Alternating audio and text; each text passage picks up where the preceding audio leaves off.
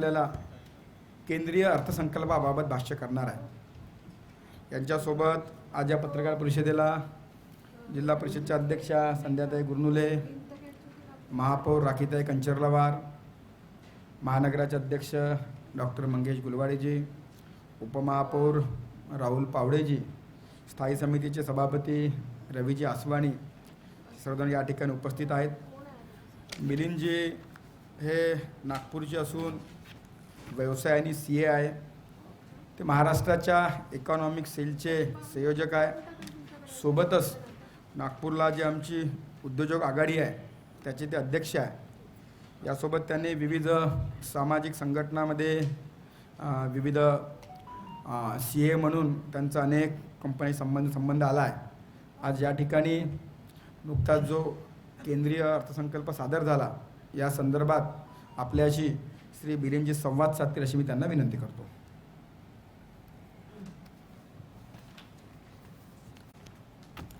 नमस्कार पत्रकार बंधूंनो, मंचावर उपस्थित सर्व मान्यवर,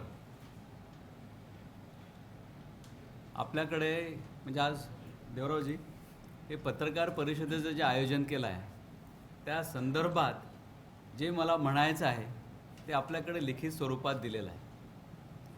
पण यामागची भूमिका काय आहे ते मी आपल्यासमोर पहिल्यांदा समजून सांगतो आणि मग तुमचे प्रश्नोत्तर आपण प्रश्न चालू करा। To the best of my knowledge and belief मी ते उत्तरं द्यायचा प्रयत्न करतो। अर्थशास्त्राचा विद्यार्थी असल्याने मी सर्वच प्रश्नांची पूर्ण समर्पक उत्तरे देऊ शकेलच असं नाही, पण मी प्रयत्न जरूर करतो। देवरावजी असं आहे मान्य आहे, यांना सगळ्यांना डिस्ट्रीब्यूट झालेला आहे। आपण सर्वांना पेपर मिळालेले आहेत का? प्रेस नोट मिळाले आहे? बंधूंनो, आपण जाणताच अर्थसंकल्प जो मांडला जातो तो एका आर्थिक वर्षासाठी असतो आणि हा पुढच्या आर्थिक वर्षासाठीचा संकल्प आहे। कोरोनाच्या पार्श्वभूमीवर मार्च 2020 मध्ये जेव्हा कोरोना आला, एप्रिल 2020 पासनं आर्थिक वर्ष सुरू झालं। आता जो केंद्रीय अर्थसंकल्प सादर करण्यात आला आहे तो पुढच्या वर्षासाठी आहे, म्हणजे फायनान्शियल इयर आर्थिक वर्ष 21-22 याच्यासाठी। मागे वळून पाहता कोरोनाचा जो उपद्रव झाला त्याच वेळेस भारतीय अर्थव्यवस्थाच नाही तर जागतिक अर्थव्यवस्था सुद्धा कोलमडल्या गेल्या होत्या। अर्थव्यवस्था कोलमडणे आणि त्याबरोबर कोरोनाचा प्रादुर्भाव, आपल्या देशात अंतर्गतरित्या कोरोनाचा प्रादुर्भाव आणि आपल्या चारही सीमांवर त्यावेळी अशांतता नांदत होती। पूर्वेकडे जर बघितलं तर बांगलादेशमधनं इन्फिल्ट्रेशन सुरू होतं, पश्चिमेकडे पाकिस्तान कुरापता काढतं, उत्तरेमध्ये चायना लडाखमध्ये आक्रमणकारी पोस्चरवर बसला होता, दक्षिणेकडे श्रीलंकेकडनं काही ना काही गोष्टी कुरापत्या चालू होत्या। जेव्हा देश अशांत असतो, सीमा सुरक्षित नसतात, देशांतर्गत अडचणींचा सामना करत असताना भारत सरकारने ठरवलं जेव्हा स्वास्थ्य आणि संरक्षण या दोन गोष्टीवर सर्वात जास्ती भर द्यायचं। जर सरकार चालवायचं आहे, जसं आपण घर चालवतो तर घरी सुद्धा आपल्याकडे आवक किती जावक किती याचा विचार करतो। नॉर्मली सरकार जे बजेट तयार करतं ते एक्सपेंडिचर बजेट असतं, म्हणजे पहिल्यांदा जावक किती आहे याचा अंदाज घेतला जातो, मग त्यानुसार आवक ठरवली जाते। केंद्र सरकारकडे 3 पर्याय उपलब्ध होते। पहिला पर्याय, केंद्र सरकार रिझर्व्ह बँकेद्वारे नोटा छापणे म्हणजे चलन वाढवणे। चलन जर वाढवलं, नोटा छापून ओतल्या अर्थव्यवस्थामध्ये, त्याचा सरळ परिणाम महागाई वाढीवर होतं। इन्फ्लेशन वाढतं, महागाई वाढतं। महागाई वाढल्याने जनसामान्यांना सर्वात जास्त त्रास होतो। त्यामुळे महागाई किंवा इन्फ्लेशन किंवा चलनवाढ ही सगळी रोखण्यासाठी चलन बाजारात ओतणे म्हणजे नोटा छापणे साध्या भाषेत, हा पर्याय वापरण्यात नाही आला. दुसरा पर्याय कर्ज काढणे. कर्ज काढणे हा पर्याय त्या मानाने सोपा होता. तिसरा पर्याय महसुली उत्पन्न वाढविणे. पण आपला देशच आपले नागरिक इत्या अडचणीतनं जात असताना त्यांना जुलमी पद्धतीने त्यांच्याकडनं वाढीव स्तराचा कर संकलन करावं असा मार्ग तर कधीच वापरता येत नाही. आपण करोनाच्या काळात ही जी मार्गक्रमणं बघितली त्यामध्ये माणसाचा जीव, आपल्या नागरिकांचा जीव महत्त्वाचा आहे याच्यावर सगळ्यात जास्ती प्राधान्य दिलं. मग त्याच लोकांकडनं जास्ती कर संकलन तर शक्य नाही. म्हणून केंद्र सरकारने पहिला नोटा छापण्याचा मार्ग सोडला. दुसरा कर्ज वाढीव स्वरूपात कर्ज उभारणीचा पर्याय स्वीकारला. आणि तिसरा जो शाश्वत मार्ग आहे, कुठलंही सरकार चालवण्यासाठी शाश्वत मार्ग आहे महसुली उत्पन्न वाढविणे. जर महसुली उत्पन्न वाढवायचं आहे तर त्यासाठी काय करायचं? महसुली उत्पन्न वाढवण्यासाठी पायाभूत सुविधांमध्ये जास्तीत जास्त सरकारी खर्च वाढविणे.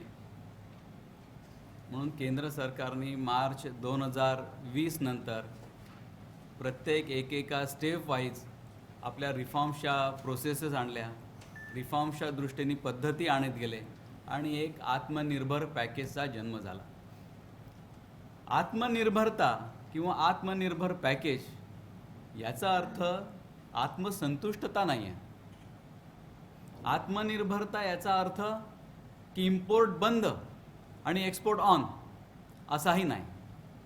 आत्मनिर्भर म्हणजे आत्मनिर्भर संकल्पनेमध्ये असं अपेक्षित आहे, भारतामधलाच कच्चा मालाचा वापर करणे, भारतामधल्याच लोकांनी, भारतामधल्याच नागरिकांद्वारे त्या कच्च्या मालावर प्रक्रिया करणे, तो माल भारतात विकणे, उच्च गुणवत्ता असल्यास त्याचा एक्सपोर्ट करणे. आणि भारतातच जर या सगळ्यामधनं जर तो भारतात कच्चा माल वापरून भारतीयांनीच जर तो वापरला तर त्याचं कर संकलन हे शेवटी भारतातच होईल. त्यावरती GST आणि इन्कम टॅक्स हा भारत सरकारला मिळेल. म्हणजे महसुली उत्पन्न, जे मगाशी म्हटलं मी की जो शाश्वत मार्ग आहे महसूल वृद्धीसाठी कर संकलन योग्य मार्गाने हे पुढच्या वर्षांमध्ये या आत्मनिर्भर पॅकेजद्वारे होईल. म्हणून आत्मनिर्भर या संकल्पनेअंतर्गत हा केंद्रीय अर्थसंकल्पाकडे आपण पाहायला हवं. भारतामध्ये 130 कोटी जनतेचा विचार करून हा केंद्र सरकार हा अर्थसंकल्प मांडत असते. मग त्यामध्ये महिला, गरीब, गाव, शहर, उद्योग, सेवा, व्यापारी या सर्व क्षेत्रांचा विचार करून अर्थसंकल्प मांडावा लागतो. पण सर्व क्षेत्राचं समाधान या खेळाने होऊ शकत नाही. पण केंद्रीय अर्थसंकल्प जो मांडला जातो त्याद्वारे या सरकारची काय नीती आहे, काय पॉलिसीज आहे याचं जे शब्द रूपात असतं ते आकडेवारीमध्ये दाखल होण्याचं अर्थसंकल्प हे एक साधन आहे. मी आपल्यापुढे, आपण आता 1 फेब्रुवारीला अर्थसंकल्प सादर झाला आहे, त्यामुळे आपल्याला बऱ्याचशा प्रोव्हिजन्सची माहिती आहे. यापैकी ज्या महत्त्वाच्या आहे त्याचा मी इथे आपल्यासमोर उल्लेख करतो. गरीब कल्याण आणि महिला सक्षमीकरण. उज्ज्वला योजनेअंतर्गत आतापर्यंत 8 कोटी महिलांना याचा लाभ मिळाला आहे. अर्थसंकल्पात या योजनेचा विस्तार करून अजून 1 कोटी महिलांना यात जोडण्यात येणार आहे. करोनाच्या काळामध्ये सर्वात जास्त ज्या समाजातल्या ज्या घटकाला त्रास सहन करावा लागला ते आपले स्थलांतरित मजूर. अतिशय अनप्रोटेक्टेड, अनऑर्गनाइज सेक्टरमधले हे जे कामगार वर्ग होता की जे पोटापाण्यासाठी त्यांच्या गावाकडनं दुसरीकडे कामासाठी आले, यांच्यासाठी जी सर्वात महत्त्वाची योजना राबवली गेली, 1 नेशन 1 रेशन कार्ड, एक देश एक शिधापत्रिका. आता ही एक देश एक शिधापत्रिका पूर्ण भारतभरात 32 राज्यांमध्येही लागू केली जाणार आहे. करोना काळात संरक्षण आणि स्वास्थ्य या दोन्हीकडे लक्ष देताना हेल्थ इज वेल्थ या म्हणीचा जणू प्रत्यय आला. अर्थसंकल्पातील आरोग्यविषयक तरतुदींकडे जर आपण लक्ष दिलं तर ती मागच्या वर्षी 94,000 कोटी रुपयावरनं 2,38,000 कोटी रुपयापर्यंत ही वाढवण्यात आलेली आहे. सध्या कृषी क्षेत्राचा बराच बोलबाला आहे. कृषी क्षेत्रावर त्याच्या संबंधित 3 कायद्यांवर बरीच भोवती न भोवती सुरू आहे, आपण सर्व जाणतातच. त्याच्यापैकी ज्या महत्त्वाच्या गोष्टी आहेत त्याच्याकडे मी आपलं लक्ष वेधू इच्छितो. कृषी कर्जाची उपलब्धता अधिक सुलभ करण्यासाठी गेल्या वर्षीच्या तुलनेत पतपुरवठा 10% वाढ करत तो 16.5 लाख कोटी करण्यात आलेला आहे. सूक्ष्म सिंचनाच्या तरतुदीत दुपटीने वाढ करून ती तरतूद आता 10,000 कोटी इतकी करण्यात आली आहे. 1,000 बाजार समित्यांना राष्ट्रीय ई बाजारपेठेशी जोडण्याची तरतूद आहे. ग्रामीण विकासाचा निधी 30,000 कोटी रुपयावर वाढून 40,000 कोटी रुपये करण्यात आलेला आहे. संध्याताई माझ्या बाजूला बसल्या आहे, त्याच्यामुळे त्यांनी आता बोलताना हा विषय काढलाच होता की आमच्या ग्रामीण भागासाठी काय. तर ग्रामीण भागासाठी बऱ्याच तरतुदी आहेत. त्याच्यापैकी ही ग्रामीण विकासाचा निधी 30,000वरनं 40,000 कोटी रुपये करण्यात आला आहे. शिक्षण आणि संशोधन क्षेत्राला प्राधान्य. आपण जाणताच 34 वर्षाच्या कालावधीनंतर नवीन शिक्षण धोरण लागू करण्यात आलं आहे. उच्च शिक्षण परिषद स्थापन करून याचा प्रस्ताव अर्थसंकल्पात ठेवण्यात आला आहे. 100 नव्या सैनिकी शाळा सुरू करण्याचा प्रस्ताव आहे. आता 100 नव्या शाळांनी काय फरक पडणार आहे इथे लक्ष द्यावे. 100 नव्या सैनिकी शाळा आहेत. सैनिकी प्रशिक्षण मुलांना युवकांना दिल्याने त्यांना शिस्तीची सवय लागते आणि आपले नागरिक शिस्तप्रिय बनावे, सो दॅट ही जी पुढची जनरेशन जी होईल त्या जनरेशनला, त्या युवकांना शिस्तप्रिय, ज्यांना शिस्तीची सवय लागलेली आहे असे युवक आपल्यात तयार होतील, असा यामागचा उद्देश आहे. संशोधन आणि नवोन्मेष. आपलं बऱ्याचदा काय होतं, मराठीपेक्षा इंग्लिश शब्द पटकन ध्यानात येतो. नवोन्मेष म्हणजे स्टार्टअप. या संशोधन आणि नवोन्मेष या प्रोत्साहन देण्यासाठी राष्ट्रीय संशोधन संस्थेच्या स्थापनेसाठी 50,000 कोटी रुपयांची अर्थसंकल्पीय तरतूद आहे. नंतर सर्वात महत्त्वाचं जे मी पहिल्यांदा प्रस्तावनेत सांगितलं, पायाभूत सुविधांचा विकास.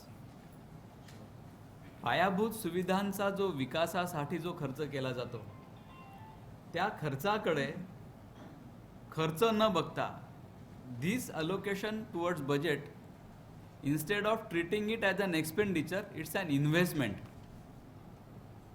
इन्व्हेस्टमेंट कशी? आपण नॉर्मली केसमध्ये आपण सर्वजण जेव्हा काही इन्व्हेस्टमेंट करतो तेव्हा 100 रुपये इन्व्हेस्टमेंट केले की त्याच्यावर काही टक्के व्याज मिळतं. त्या व्याजाच्या आकर्षक दरानुसार आपण ती इन्व्हेस्टमेंट करतो. जर केंद्र सरकार खर्च करतं तेव्हा 100 रुपये केंद्र सरकार खर्च करतं, त्यावेळेस कर रूपाने केंद्र सरकारला GSTद्वारे 18% आणि डायरेक्ट टॅक्स म्हणजे इन्कम टॅक्सद्वारे समजा 10%, असं पहिल्या वर्षीच 100 रुपयावर 28% महसूल केंद्र सरकारला वापस प्राप्त होतो. हा जेव्हा महसूल केंद्र सरकारकडे येतो त्याच महसुलातनं पुढे ज्या आपल्याला कल्याणकारी योजना राबवायच्या असतात त्या कल्याणकारी योजना याद्वारे राबवता येतात. म्हणून या सरकारने रस्ते वाहतूक, महामार्ग बांधणी याकरता 1,18,000 कोटींची प्रोव्हिजन केलेली आहे. भविष्यात उपयुक्त ठरेल अशी रेल्वे प्रणाली विकसित करण्याचा दृढ इच्छाशक्ती आहे. त्यासाठी रेल्वेच्या अर्थसंकल्पात 1,10,000 कोटींची प्रोव्हिजन आहे. 2023 सालापर्यंत सर्व ब्रॉडगेज रेल्वे मार्गाचे विद्युतीकरण करण्याचं उद्दिष्ट आहे. अर्थसंकल्पात सार्वजनिक वाहतूक सर्वसामान्यांसाठी अधिक सुलभ करण्यासाठी 20,000 नवीन बसेस घेण्याची तरतूद आहे. जेव्हा आपण 20,000 नवीन बसेस म्हणतो तेव्हा पुन्हा उद्योगाला चालना देतं. 20,000 नवीन बसेस येतील, त्या 20,000 नवीन बसेससाठी या तयार करावं लागतील, उत्पादन करावं लागेल. त्या बसेसच्या उत्पादनासाठी कच्चा माल, सुटे पार्ट्स लागतील आणि त्यानुसार जास्तीत जास्त लोकांना रोजगार मिळेल, ह्याही त्यामागची भावना आहे.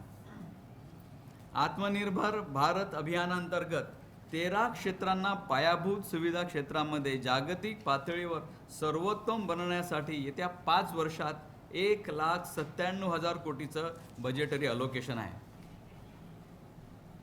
जलजीवन अभियान शहरी या अभियानांतर्गत 2,87,000 कोटी खर्च करण्याचा प्रस्ताव आहे.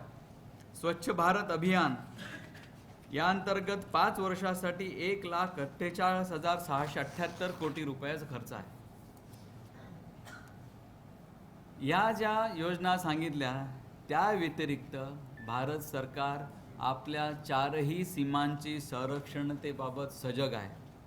त्यामुळे मागच्या वर्षामध्ये जो केंद्राकडनं बजेटरी अलोकेशन होतं डिफेन्स सेक्टरसाठी, ते बजेटरी अलोकेशन वाढवून यावर्षी 1,35,000 कोटी रुपयाचं नवीन प्रोक्युअरमेंट केलं जाणार आहे. भारत सरकार सध्या ज्या योजना राबवत्या उत्पादनासंदर्भात, त्यामध्ये make in India, indigenous procurement policy, Atmanirbhar package या अंतर्गत संरक्षण मंत्रालय ज्या गोष्टी खरेदी करणार आहे त्या जास्तीत जास्त